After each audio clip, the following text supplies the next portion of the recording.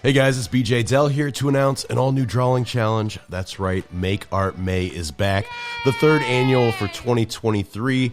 31 days in May, 31 days of daily drawing prompts, all beginning with the letter M. Here's this year's list, which can also be found on my Instagram or download on my website, BeeJayDeL.com, on the last page of the YouTube reference materials section. Draw one prompt for the month, do a week's worth, follow along for all 31 days. It's totally up to you. The key here is to have fun. Don't stress yourself out and feel like you have to complete the entire month. Just do what you can handle. Make sure you post your work on Instagram or on Twitter or on TikTok and use the hashtag makeartmay.